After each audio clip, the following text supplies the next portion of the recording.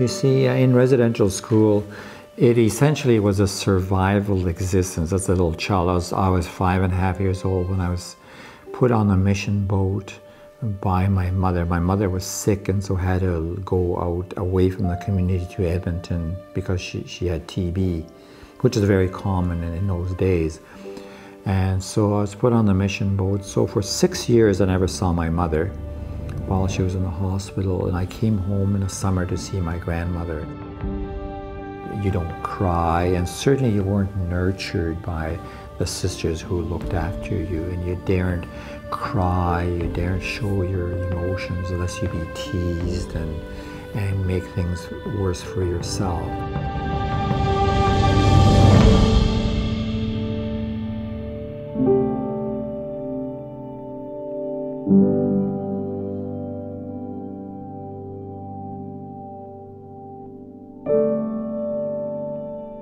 Well, I was born here, so I remember going to church with my grandmother. My grandmother was a Dene. She didn't know a word of English or Latin or French, but she faithfully attended church every Sunday and sat in the very back pew, and I, as a young little boy, with her. So that's how far back we go.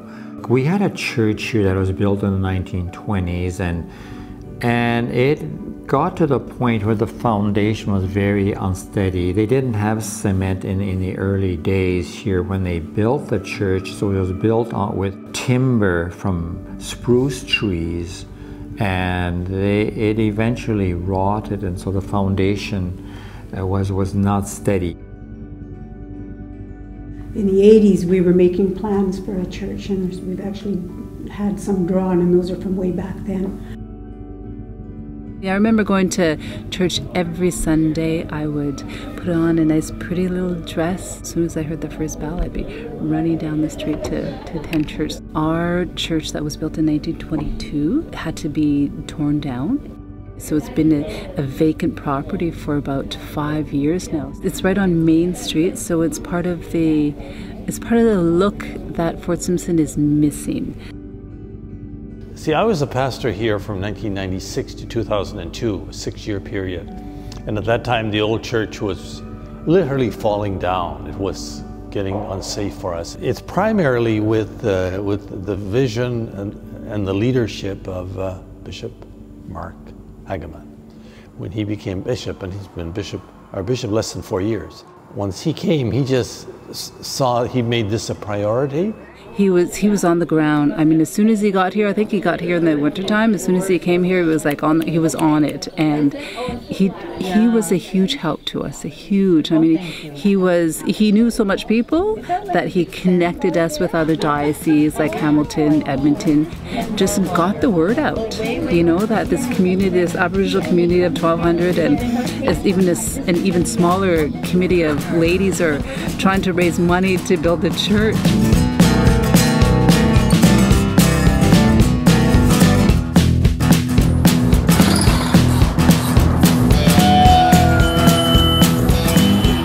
This is the first church built in our diocese in many, many years. Really the first church built not by Oblate Brothers. And the church space can be used for appropriate other church community activities. The ceiling is quite open, and yet it's high enough to give the effect of being a church, drawing people sort of up as well as forward, but also not so high that you have a heating problem. We will put in the statue of Mary and Joseph here, and the statue of the Sacred Heart, the namesake of the church, will be put in over here, the tabernacle here, and so on. A real feature of this building are the Stations of the Cross. They are in French, sort of commemorating the early Oblate missionaries. The community was very strong that these would be our Stations of the Cross. They're beautiful, and they were a part of the old church. In the old church, there was a very small crucifix. So it was like, where do I get a crucifix? Where do we get one? And this came out of St. Clair's Parish in Coquitlam, British Columbia. So there he is. Now, came through it relatively okay, except for the arm. Yeah. In the front of the building here is the sacristy, the confessional room. At the back of the church here you have really a kitchen, and this also has a fairly soundproof movable wall.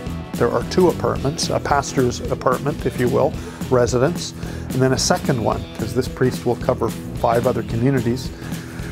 What happens in freeze-up? Freeze-ups are a big problem in the north. Power goes out for a while, or you have a burst pipe or something, and if there's no one here, a freeze-up could be a disaster. So having the building always occupied was another important feature. The bell tower was moved onto this site just yesterday, and we made the decision because of the great interest of the community in the bell tower. Anytime the Oblates built a church, the bell tower was extremely important, and it went up pretty much right away. What will probably be the aim would be to have a stand that would sit, you know, maybe 12 to 15 feet in the air, to raise that quite high.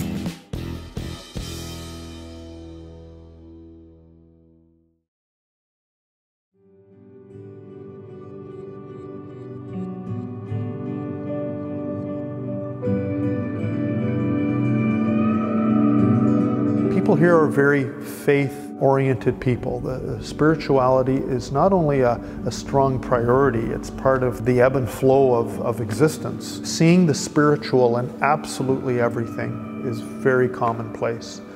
But there's this relationship between the church, you know, the sacred holy place, and the land that has been a feature for a while for Dene and Inuit and Métis people here.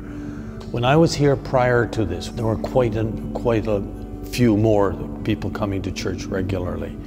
And the loss of the building seems to have hit the people hard. You know, they identified the church with that building. How big is the congregation? It's very small. It's like a, what? A few hundred people? No. It's less 50 people, less than 50 people that come to church regularly. I largely don't see a lot of animosity. There's people are struggling with the residential school question. That's a very big question, so they're struggling with that. Karen comes from a good family, a large family, a Catholic family, so she was raised properly at home and in a good Catholic family. I was raised, for the most part, in residential school. And residential school living is not normal living. It's not normal family living. It's an institution. It's like a jail. They had 60 children. To look after, and they weren't trained to do that. Two sisters would take care of 60 children, 60 little children. You know, it's too much. In my case, I didn't have a father, but been raised in an institution. I didn't know how to be a father. And so when I married Karen, she gave a lot to our family and our relationship, but our children, I think, suffered as a result of it. And so on my part, I've never felt I was a very good father. We who are married to somebody that survived residential school are also affected very deeply, and our children are definitely affected. I know I've heard that they can be affected even more so than the people that lived through it. And I've talked to them at various times about the difficulties that I've gone through in life in terms of drinking and being unfaithful and suffering from depression. Oftentimes I've said to God, you know, where are you, my God? Where are you? And life is terrible. We fought for our marriage. We wanted to stay together, but it was very difficult at times. And I remember being in Edmonton. He was going to law school, and I went to a retreat church, I guess, you know, and you know, I had kind of left to try to see for myself where do I go. And there was a sister there that said, she was just there convalescing or something, but she said, you know, there's a marriage encounter. And so we went on marriage encounter in Edmonton, and that really was such a positive thing, and it really helped to start turning things around. But I think when you get something, you have to give. And so our way was, we wanted to share that with the North. And then from there, we actually brought Marriage Encounter up to Yellowknife.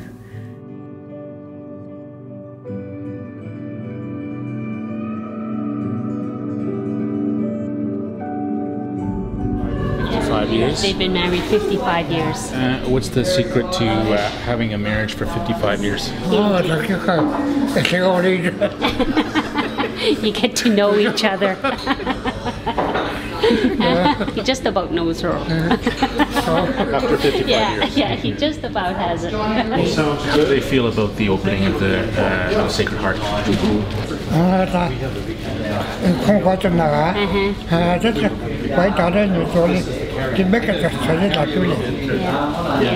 They would like to see it. They haven't seen it yet, so they would like to participate in it, and it's very important to them. And they like the presence of the church, of the priest. Yeah. What is it that they like?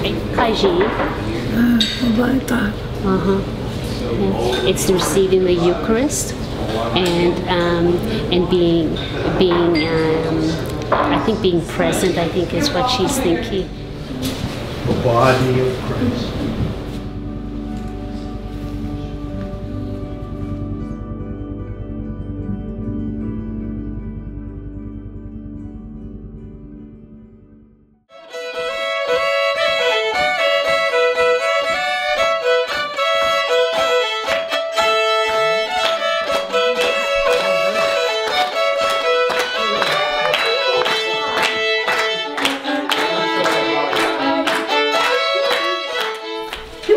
Come to a little place like this. What do you come here for? And the women started piping up and giving all the reasons why the Pope should come here. A few days ago, Father Joe asked me to send me an email asking if I could say a few words about John Paul II. Who would have imagined that the most famous, the best known person, man, of the 20th century would ever come to Fort Simpson, of all places. And indeed, he did. He mentioned something that I never said in public in all the years I've been a bishop. I will tonight. And he said to me, he said, the native people will have to learn to live with history. He said, you native people have lived on this land for centuries, for thousands of years, millennia, and you have developed a culture, a spirituality. You have discovered God in the face of nature. Your ancestors always lived with the desire of knowing God better. And the gospel is God made man, who came to reveal himself to us human beings. Abba, Father. Not just Great Spirit, Creator, but Abba. A loving God, a merciful God, a redeeming God. And that's what the gospel brought. It has enhanced, so to speak. It has enhanced the natural virtues that you people have developed through the centuries. This is the first time I'm going in here. Well, you can see how it's lit at night. Yeah. Oh, it's beautiful. There you go. Oh, it's beautiful.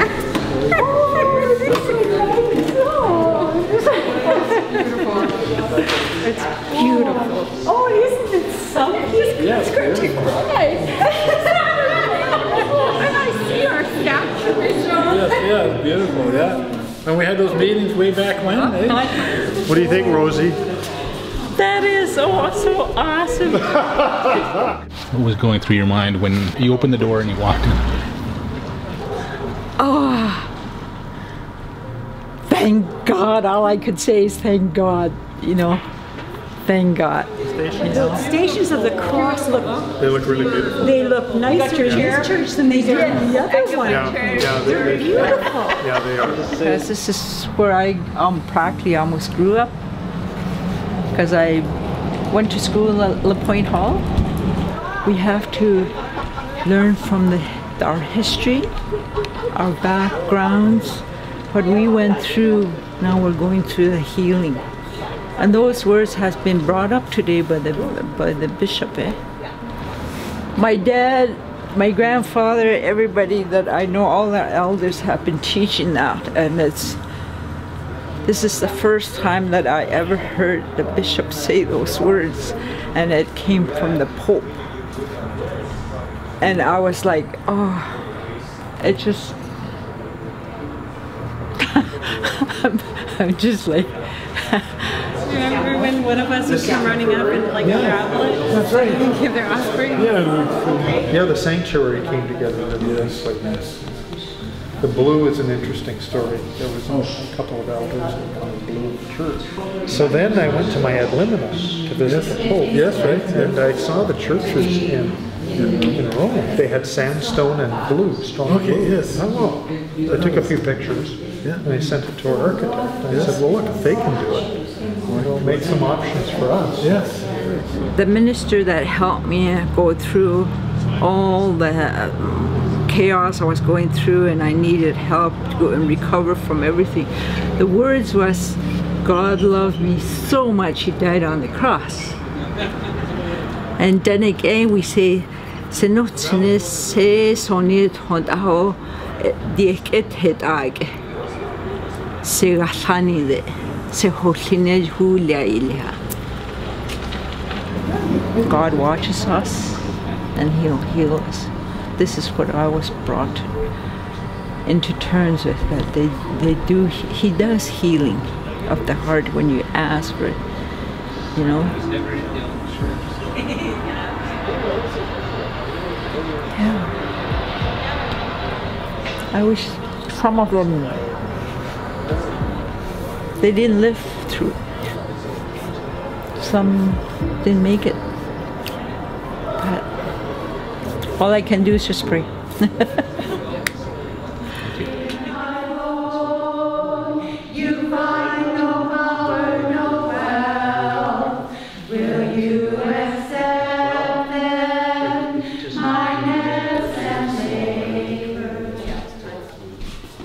Looks good? We're going to go. We've got to keep fine-tuning it. That's right.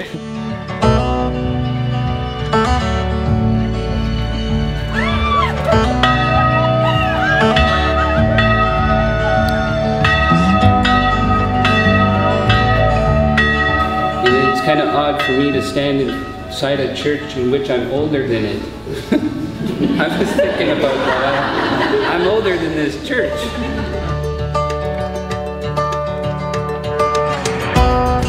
Prayer and our life must come from the way of the heart.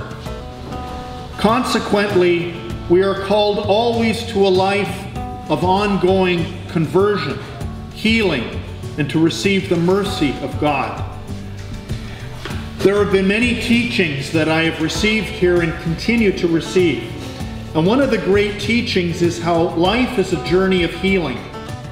I went through a process as a teenager, as a young adult, where I really hated the church. I just could have burnt the church down because I was so angry. But I've always said, well, light is stronger than darkness, and God is stronger than the devil. It's come to those points. It was a healing journey and a healing process to forgive them. And there was one nun that was, of all the bunch, that showed a little bit of kindness, and she laughed. And the healing doesn't stop. It's a journey that continues throughout our life. We don't stop healing.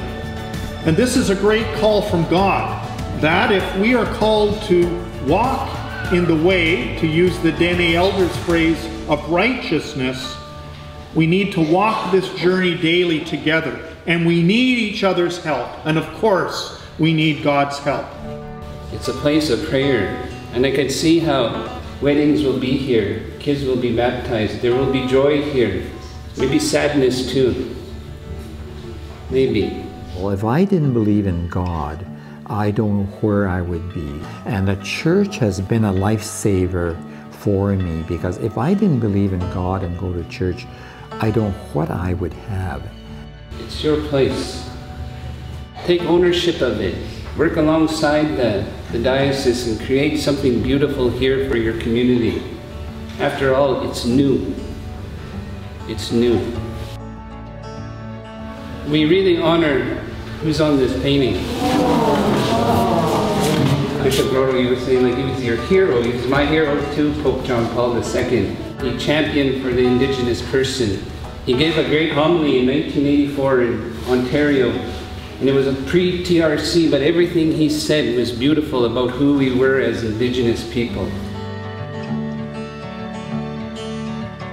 The people here have been around a long time. They don't necessarily want nor think quick solutions are, you know, what's really going to be important. It's a whole new reality in the North, that we have to, the model of the church of providing the services, you know, doing things for people is over. It has to be now.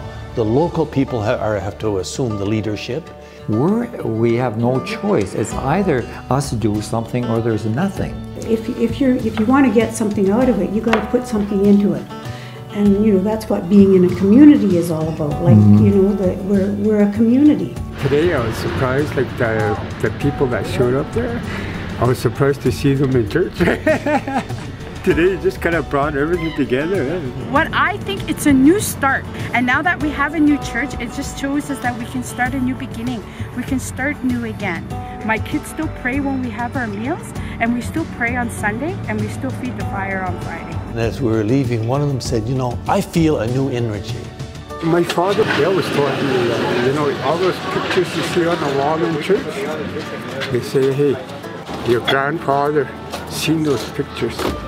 And all the people that went to church before you seen those pictures. And then when I go to church, I look at those pictures and I feel really blessed. Because I'm following in the footsteps there. You know, it's almost unbelievable that this long-time dream of the people of this region is becoming a reality.